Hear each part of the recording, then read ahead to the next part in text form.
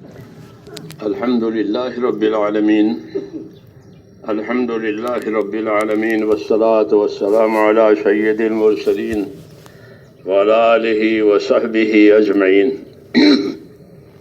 بزرگوں اور پیارے بھائیوں،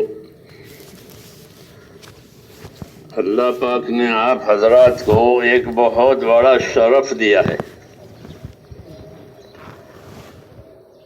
دو ہی شرف ہیں اسلام میں، ایک ایمان اور ایک علم۔ یہی دو شرف ہیں، یہی دو بڑی نعمتیں ہیں۔ ایک ایمان کی نعمت ہے اور ایک علم کی نعمت ہے۔ یہی لکھا ہے بزرگوں نے کہ یہ دو بڑی نعمتیں قرار دی گئی ہیں، ایک ایمان کی نعمت اور ایک علم کی نعمت۔ ایمان تو ہے ایمان، اس سے بڑی کوئی چیز نہیں ہے، اس لیے کہ آخرت کی نجات اور دنیا کی سلامتی اور سارے مسائل کا حل اسی میں ہے، ایمان میں ہے۔ پھر ایمان کی نعمت ملی ہے تو اس کا کیا تقاضا ہے؟ ایمان کی نعمت ملنے کا کیا تقاضا ہے کہ ایمان ملا ہے تو کیا کرنا چاہیے؟ تو ایمان کا تقاضا ہوتا ہے اطاعت کرنا۔ ایمان کا تقاضا اطاعت کرنا۔ تمام نبی اطاعت کی دعوت لے کر آتے ہیں کہ اللہ کی عبادت کرو، اس کے اطاعت کرو، اللہ کی عبادت کرو، میری اطاعت کرو۔ اور اطاعت صحیح نہیں ہوتی مگر علم سے۔ صحیح علم ہوتا ہے تو پھر اطاعت ہوتی ہے۔ صحیح علم ہوتا ہے اور اپنے آپ کو علم کے تابع کیا جاتا ہے تو جو چیز زندگی میں وجود میں آتی ہے وہ اطاعت ہوتی ہے، اور اطاعت مطلوب ہے بندوں سے۔ اللہ تعالیٰ کا تقاضا اطاعت کا ہے، اطیعوا اللہ و اطیعوا الرسول۔ بندوں سے اطاعت کا تقاضا ہے، اور اطاعت کا تقاضا صحیح کرنے کے لیے اللہ تعالیٰ نے یہ علم دیا ہے جو نبیوں کے ذریعے سے پہنچا ہے۔ یہ بڑی نعمت ہے، جس طرح ایمان بڑی نعمت ہے، یہ بھی بڑی نعمت ہے۔ فرشتوں کو اس کی قدر ہے، اس لیے وہ علم والوں کی تعظیم کرتے ہیں، اور دوسری مخلوق کو بھی اس کی قدر ہے، اس لیے وہ علم والوں کے لیے دعائیں مانگتی ہے۔ سمندر کی مچھلیاں، اسی طرح چونٹیاں اپنے بلوں میں یہ استغفار کرتی ہے ان لوگوں کے لیے جو علم سیکھتے ہیں۔ سیکھنے والوں کے لیے استغفار کی دعا ہوتی ہے، اور جو سکھاتے ہیں ان کے لیے رحمت کی دعا ہوتی ہے۔ ہاں، اللہ بھی رحمت نازل کرتے ہیں، فرشتے بھی رحمت کی دعا مانگتے ہیں۔ ان اللہ وملائکتہ لیصلون علی معلم الناس الخیر، کہ اللہ رحمت بھیجتے ہیں، ملائکہ رحمت کی دعائیں مانگتے ہیں، کہ کن کے لیے؟ کہ ان کے لیے جو لوگوں کو صحیح علم دیتے ہیں، صحیح علم سکھاتے ہیں۔ یہ اس کے فضائل ہیں جو آپ حضرات کو بھی معلوم ہے، تو یہ بڑا شرف ہے علم، اور بڑی نعمت ہے یہ۔ اللہ کو پہچاننا علم کے بغیر ممکن نہیں ہے۔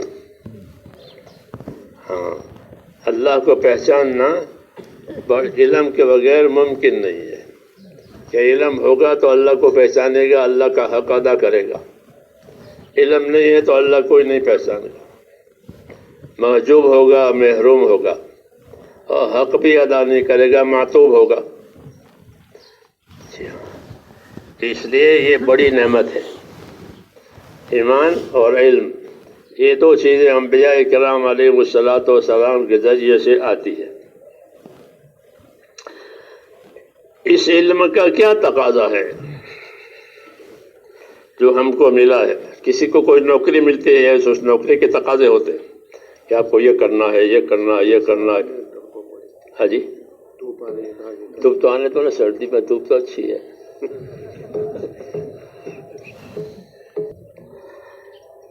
تو کہ اس علم کا کیا تقاضا ہے؟ اس علم کا یہ تقاضا ہوتا ہے کہ ہر علم والا اپنے آپ کو اس علم کے تابع کرے، اپنے علم کے تابع کرے، یہ اس کا تقاضا ہے۔ جو اپنے آپ کو علم کا تابع کرے گا وہ عادل ہے، جو اپنے آپ کو علم کے تابع نہ کرے، آزاد رہے، وہ فاسق ہے۔ فاسق اسی کو کہتے ہیں کہ جو اللہ تعالیٰ نے دی ہے چیز اس کا پابند نہیں ہے، اس لیے اس کا پابند ہے تو وہ عادل ہے، وہ تقی ہے۔ اور یہی اس علم کا تقاضا ہے کہ اپنے آپ کو اس علم کا پابند کیا جاوے، یقین کیا جاوے اس علم پر کہ یہ علم حق ہے، کیونکہ یہ علم کسی کے ذہن کی پیداوار نہیں ہے، بلکہ وہ اللہ نے اس کو اتارا ہے، اس علم کو۔ جس طرح بندوں کی تربیت کے لیے اناج اور پانی ہوتا ہے، اسی طرح ان کی تربیت روحانی کے لیے اللہ تعالیٰ نے یہ علم عمل اتارے کہ اناج اور پانی اس کی مادی تربیت کے لیے ہے، بدن کی تربیت کے لیے ہے، اور بدن میں جو روح ڈالی گئی ہے اس کی تربیت کے لیے اللہ تعالیٰ نے یہ علم اتارا ہے، یہ عمل اتارے ہیں کہ اس علم سے اور اس عمل سے اس کی روح کو طاقت ملے گی، اس کی روح میں نورانیت آئے گی، اس کی وجہ سے وہ اللہ کے دین کے تقاضے پورے کرنے پر غالب آئے گی۔ اگر یہ علم نہیں ہے تو پھر جہالت ہے، اور جہالت اس کو کہتے ہیں کہ جس کو حقوق کی خبر نہ ہو کہ ہم پر کیا حق ہے، ہم پر کیا حق ہے، اللہ کے رسول کے اور اللہ کی مخلوق کے ہم پر کیا حق ہے۔ یہ دنیا کو اللہ نے دارالحقوق قرار دیا ہے، یہ دنیا دارالحقوق ہے اور آخرت دارالاجور ہے۔ جو حقوق ادا کرے گا وہ آخرت کے اجر کا حقدار بنے گا، اور جس نے حقوق فوت کر دیے ہیں اس کا اجر بھی فوت ہے۔ یہ ترتیب ہے کہ یہ دنیا دارالحقوق ہے، اللہ کا حق سب سے پہلے ہے، اللہ کا حق سب سے پہلے ہے۔ معاذ بن جبل رضی اللہ عنہ سے حضور نے فرمایا کہ معاذ آپ کو معلوم ہے اللہ کا کیا حق ہے؟ تو حق کی بات ہو رہی ہے کہ اللہ کا کیا حق ہے، تو حق کی بات ہو رہی ہے، حق کی معرفت دی جا رہی ہے، کیونکہ یہ اصل مقصد ہے اس دنیا سے کہ اللہ کا حق یہ ہے کہ اسی کی عبادت کی جائے گی، اس کے ساتھ کسی کو شریک نہیں کیا جائے گا، یہ اللہ کا حق ہے۔ کیا عبادت کے لیے پیدا کیا ہے جنوں کو اور انسانوں کو، پھر عبادت کا رخ صحیح ہو جائے اس کے لیے اللہ تعالیٰ نے علم اتارا ہے کہ جہالت کے ساتھ کوئی بھی اللہ کی عبادت کا حق نہیں ادا کر سکتا، کہ جاہل ہے۔ اس لیے اس مقصد زندگی یعنی عبادت، اس کے لیے اللہ تعالیٰ نے یہ علم اتارا ہے، اور اس کی ایسی ضرورت ہے علم کی جیسے زندگی کے لیے پانی کی ضرورت ہے۔ اگر زندگی میں پانی نہ ہو تو مخلوق کے زمین کی کوئی مخلوق پانی کے بغیر زندہ نہیں رہ سکتی۔ وَجَعَلْنَا مِنَ الْمَاءِ كُلَّ شَيْءٍ حَيٍّ، کہ ہم نے پانی سے ہر مخلوق کو زندگی بخشی ہے۔ پانی منقطع ہو جائے تو زمین کی مخلوق کی حیات خطرے میں ہے۔ ایسے ہی یہ علم ہے کہ یہ علم جو اللہ تعالیٰ نے اتارا ہے کہ انسانیت کے جتنے طبقے ہیں، یہ ہر طبقے کے لیے یہ علم ان کے لیے ایسا ہی ضروری ہے کامیابی کے لیے جیسا کہ زمین والوں کو پانی کی ضرورت ہے۔ اور حضور صلی اللہ علیہ وسلم نے اپنے علم و ہدایت کی تشبیہ اسی سے دی ہے۔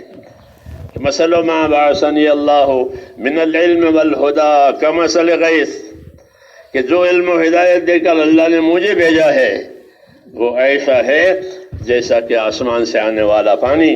تو آسمان سے آنے والا پانی یہ زمین کے مخلوق کے حیات کا سبب ہے، ان کے بقا کا سبب ہے۔ ایسے ہی حضور صلی اللہ علیہ وسلم کو جو علم دیا گیا ہے وہ انسانی تمام طبقے اور تمام شعبے، جتنے شعبے ہیں، حکومتوں کا شعبہ، تجارت کا شعبہ، زراعت کا شعبہ، ملازمت کا شعبہ، یہ معیشت کے شعبے کہلاتے ہیں. تو یہ سارے معیشت کے شعبے اپنے کامیاب ہونے کے لیے اس علم کے محتاج ہیں کہ ان کے پاس یہ علم ہوا تو یہ شعبے کامیاب ہوں گے. اگر ان کے پاس یہ علم نہیں ہوا تو کوئی شعبہ اپنے شعبے میں کامیاب نہیں ہوگا. تو یہ علم پانی کی طرح ہے، یہ پانی کے بغیر گزارا نہیں ہے، اس طرح اس کے بغیر کامیابی نہیں ہے. مولانا محمد یوسف صاحب رحمۃ اللہ علیہ فرماتے تھے کہ ہمارے دین میں ہر شعبے کے فضائل ہیں، ہر شعبے کے مسائل ہیں، ہر شعبے کے فضائل ہیں، ہر شعبے کے مسائل ہیں.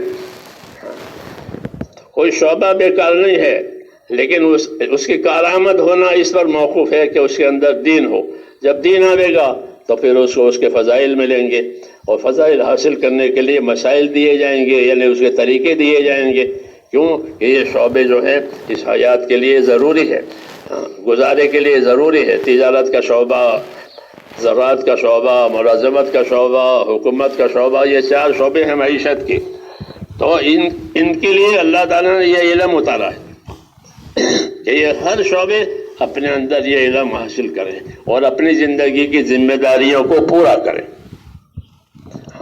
اس کے بغیر زندگی کی ذمہ داریاں پوری نہیں ہوگی. کیونکہ یہ زندگی ہماری، اس کے 2 رخ ہیں، ایک ذمہ داریوں کا رخ ہے، ایک خواہشوں کا رخ ہے. زندگی کے 2 رخ ہیں، ایک رخ خواہشوں کا ہے، ایک رخ ذمہ داریوں کا ہے. اگر ذمہ داریوں پر زندگی نہیں گئی تو خواہشوں پر جائے گی، قاعدہ ہے. کیونکہ دونوں میں سے ایک چیز ہوگی. دنیا کو اللہ نے ایسا ہی بنایا ہے، یا ذمہ داریاں ہے یا پھر خواہشات ہے. اندھیرا ہے یا اجالا ہے. وَمِن كُلِّ شَيْءٍ خَلَقْنَا زَوْجَيْنِ لَعَلَّكُمْ تَذَكَّرُونَ، جو کہا کہ ہم نے ہر چیز کے جوڑے بنائے ہیں، اگر یہ نہیں ہوگا تو پھر یہ آ جائے گا. کہ اگر علم نہیں ہوگا تو جہالت آ جائے گی. وہ تو انتظار میں ہی ہے کہ علم اٹھے اور جہالت آوے. جیسے حدیثوں میں کہ آخری زمانے میں جہالت پھیل جائے گی، جیسے مال پھیل جائے گا آخری زمانے میں، دیکھ رہے ہیں یہاں. ایسے ہی آخری زمانے میں جہالت پھیل جائے گی. کیوں کہ علم اٹھ گیا، علماء اٹھ گئے، جہالت رہ گئی. اور جہالت کا یہ اثر ہوتا ہے کہ جہالت میں کوئی حق ادا نہیں ہوتا، کیونکہ جاہل نابینا ہوتا ہے. جہالت اندھاپن کا نام ہے، کہ دلوں کا اندھاپن، اس کو جہالت کہتے ہیں، جو پھیل جائے گی. اس لیے اس علم کی بڑی قدر ہے. یہ علم امانت ہے، اللہ نے اس کو امانت قرار دیا ہے کہ یہ علم امانت ہے، اور امانت داروں کو دیا جاتا ہے. انبیاء امانت دار ہوتے ہیں تو ان کو یہ علم دیا جاتا ہے کہ امانت داری سے حقداروں تک پہنچاوے اور حق ادا کرنے کی تلقین کرے، کہ اپنے اپنے حقوق جو واجب ہوتے ہیں وہ ادا کریں. تو یہ امانت داروں کو دیا جاتا ہے، سعید لوگوں کو دیا جاتا ہے، نیک بخت لوگوں کو یہ دیا جاتا ہے. شرف ہے یہ اللہ کی طرف سے. اس لیے میں نے کہا کہ آپ حضرات کو اللہ تعالیٰ نے یہ بڑا شرف دیا ہے. اس کی ذمہ داری ہے، اس علم کی ذمہ داری ہے. کہ ذمہ داری کیا ذمہ داری ہے؟ کہ ایک ذمہ داری تو یہ ہے کہ اپنے آپ کو اپنے علم کا تابع کیا جائے. کہ جو علم آیا ہے پہلے تو صاحب علم اپنے آپ کو علم کے تابع کرے، اس یقین کے ساتھ کہ اس کی تابع داری میں، اس کی پابندی میں میری کامیابی ہے. اس کا نام ہے شریعت کی اصطلاح میں استقامت.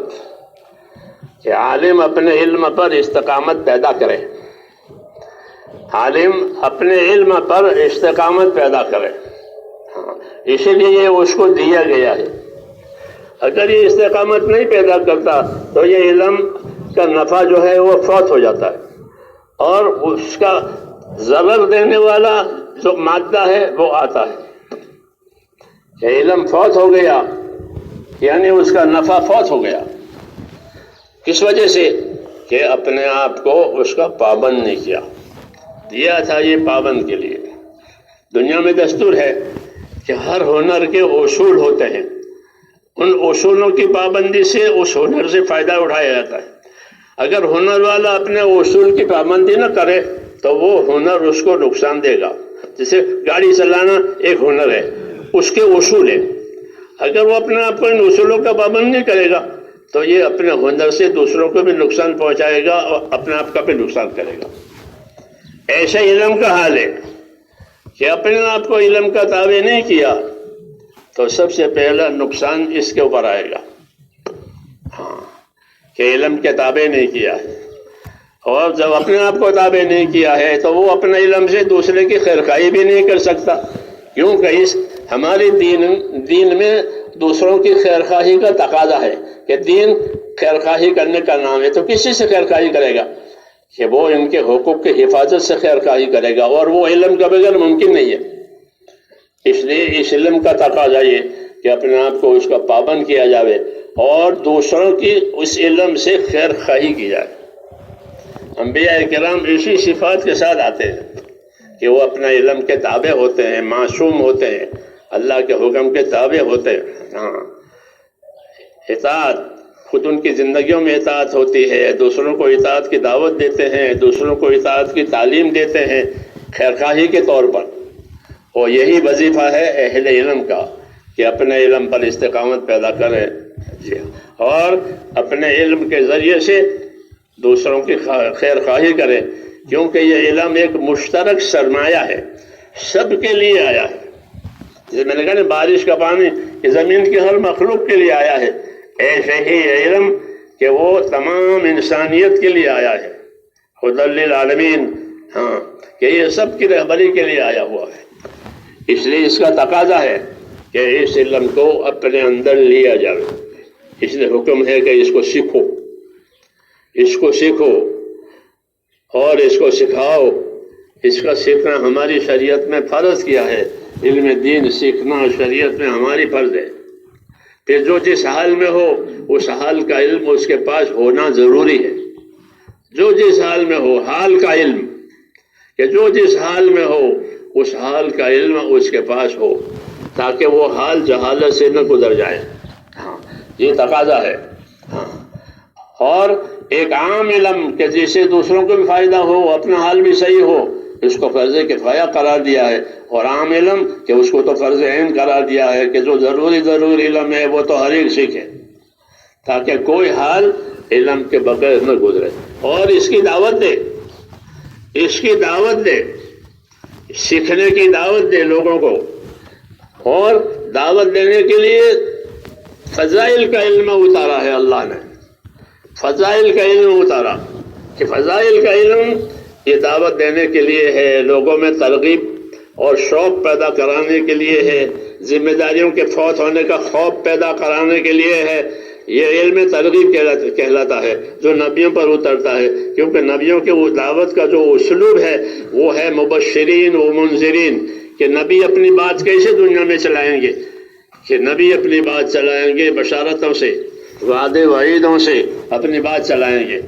وما نرسل المرسلین الا مبشرین و منذرین، یہ ان کا اسلوب ہے کہ ہم نبیوں کو بھیجتے ہیں اس طرح سے کہ وہ صحیح زندگی گزارنے کی ترغیب دیتے ہیں، بشارتیں دیتے ہیں صحیح زندگی گزارنے والوں کو، اور غلط زندگی والوں کو ڈراتے ہیں انجام سے تاکہ وہ غلط زندگیوں سے باز آ جائیں، اور صحیح زندگی والوں کو بشارت دیتے ہیں تاکہ وہ اس میں ترقی کریں۔ اس کو علم ترغیب کہتے ہیں۔ اس علم ترغیب کو عام کیا گیا ہے، ہاں، عام کیا گیا۔ اب تو خیر علم اٹھ گیا ہے، اللہ ہماری مغفرت کرے اور معاف کرے، ورنہ ہر مسلمان اپنے عمل کی قیمت جانتا تھا کہ میں یہ عمل کرتا ہوں مجھے اس پر یہ ملے گا، میں یہ کام کرتا ہوں مجھے اس پر یہ ملے گا۔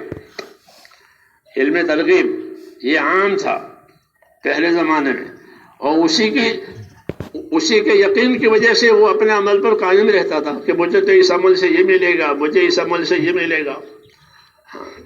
اللہ کے راستے میں پیدل چلتے تھے، اور کوئی کہتے سواری ہو جاؤ، کہ نہیں میں پیدل چلوں گا، میں نے سنا ہے کہ جو اس راستے میں پیدل چلے گا اس کا گرد و غبار لگے گا، وہ جہنم سے آگ سے محفوظ رہے گا، یہ اس کی ترغیب معلوم ہے۔ تو اس ترغیب کو سامنے رکھ کر وہ جماعت میں پیدل چلتا تھا۔ جی ہاں، صدقہ کرتے تھے، صرف صدقے کا ثواب نہیں بلکہ صدقے کی نوعیت ہے کہ ایک صدقہ اپنے ہاتھ سے دے، ایک صدقہ کسی کے ہاتھ سے بھیجے، کہ اپنے ہاتھ سے صدقہ دینے کی نوعیت اور ہے، کسی کے ہاتھ صدقہ بھیجنے کی نوعیت اور ہے۔ اس قسم کے واقعات حدیثوں میں فضیلت جاننے کی وجہ سے ملتے ہیں، تو فضائل کے ذریعے سے اللہ تعالیٰ کے انعام اکرام، اللہ کے وعدے حاصل کیے جاتے ہیں۔ اور دوسرا علم ہم کو دیا ہے مسائل کا، اور مسائل کا مطلب یہ ہے کہ عمل کا صحیح طریقہ زندگی میں آئے۔ جس طرح عمل کی فضیلت معلوم ہوئی، عمل ادا کرنے کی صحیح ترتیب، اس کو مسائل کا علم کہتے ہیں، طریقوں کا علم کہتے ہیں۔ جیسے سجدے کی فضیلت ہے کہ ہر سجدہ ایک ایک درجہ بلند کرتا ہے، ہر سجدہ ایک ایک درجہ بلند کرتا ہے، جتنے سجدے اتنے درجات کی بلندی۔ حدیثوں میں اس طرح سے ہے سجدہ کہ اللہ کو سب سے زیادہ پسند ہے۔ یہ تو سجدہ ہوا، اور سجدہ کا طریقہ کیا ہے؟ تو طریقوں کا علم دیا کہ مجھے حکم ملا ہے میرے خدا کی طرف سے کہ میں 7 اعضاء پر سجدہ کروں۔ یہ سجدے کا مسائل، وہ سجدے کی فضیلت۔ اس طرح ہر کام میں امت کو یہ بتایا ہے کہ ان کا عمل اور ان کے عمل کا طریقہ اور ان کے عمل کی فضیلت، یہ مطلوب ہے اس علم کے ذریعے سے، تاکہ عمل عادت نہ بنے، رسم نہ بنے کہ بھائی یہ کام ہے کر لیا، نمازیں پڑھ لی کہ پڑھ لی، کہ نہیں، ایسا نہیں ہے۔ بلکہ نماز کے علم کے ساتھ، فضیلت کے علم کے ساتھ، طریقوں کے علم کے ساتھ، اسی طرح ہر کام۔ اس طرح حضور صلی اللہ علیہ وسلم نے اپنے امت کو علم پر چھوڑا ہے۔ آپ سے پہلے جاہلیت تھی کہ انسانیت جاہلیت پر اپنی زندگی گزار رہی تھی، ان کو جاہلیت میں سے نکال کر علم پر کھڑا کیا۔ ایسے آپ صلی اللہ علیہ وسلم نے علم کو فروغ دیا، ایک فروغ دیا اپنے تعامل سے، کہ ہر آدمی کو جو علم ملتا تھا وہ اپنے علم پر عمل کرتا تھا، وہ اپنا علم دوسروں کو سکھاتا تھا، اس کی دعوت دیتا تھا۔ ہاں، تو اس طرح سے علم کو فروغ دیا گیا کہ کوئی شعبہ علم کے بغیر باقی نہ رہا۔ جیسے میں نے کہا، حضرت فرماتے ہیں ہمارے یہاں ہر شعبے کے فضائل ہیں، ہر شعبے کے مسائل ہیں، تو ہر شعبوں کو علم دیا، کیونکہ یہ علم ایک مشترک سرمایہ ہے۔ اس کو اپنی ذات پر بھی قائم کرنا ہے اور دوسروں میں بھی قائم کرنا ہے۔ دوسروں میں قائم کرنے کے لیے ان کو دعوت کا شغل دیا ہے کہ اس کی دعوت دو، اس کی ترغیب دو، اس کا نفع نقصان سمجھاؤ، ہاں، اور ان کو اس کے سیکھنے پر آمادہ کرو۔ ہاں، اگر وہ سیکھنے چاہے تو ان کو سکھاؤ۔ حضور صلی اللہ علیہ وسلم نے اپنے آخر عمر میں وصیت فرمائی تھی کہ میرے بعد لوگ آئیں گے، کیونکہ دعوت پھیل گئی ہے، لوگ آئیں گے دین سیکھنے کے لیے، اس لیے میں تم لوگوں کو وصیت کرتا ہوں کہ ان کو سکھاؤ۔ سکھانے کی وصیت کی تھی، چنانچہ صحابہ اس وصیت پر پورے پابند ہوئے، جو آیا ان کو بھی سکھایا، اور نہیں آیا تو ان کے پاس پہنچ گئے، نہیں آیا تو ان کے پاس پہنچایا اپنے آپ کو۔ ہاں، حضور صلی اللہ علیہ وسلم کے زمانے میں وفود جاتے تھے، اور بعض وفود 6 مہینے رہتے تھے، اسی وجہ سے کہ اس کو سکھانا ہے، ان کو ایک ماحول میں لانا ہے، کیونکہ یہ علم مشترک ہے، اس میں سب کا حصہ ہے۔ تو اس لیے اس کے ساتھ محنت جوڑی گئی، اس کے ساتھ دعوت جوڑی گئی، اس کے ساتھ خیر خواہی کو جوڑا گیا، تاکہ یہ دنیا میں پھیلے۔ وہی ہماری ذمہ داریاں ہیں کہ حضور صلی اللہ علیہ وسلم نے امت کو جس طرح رہبری فرمائی ہے، اس طرح حرکت بھی دی ہے۔ آپ نے امت کو حرکت دی ہے، جیسے چکی کو حرکت دی جاتی ہے تو چاروں طرف آٹا گرتا ہے، ایسے ہی امت کو حرکت دی ہے۔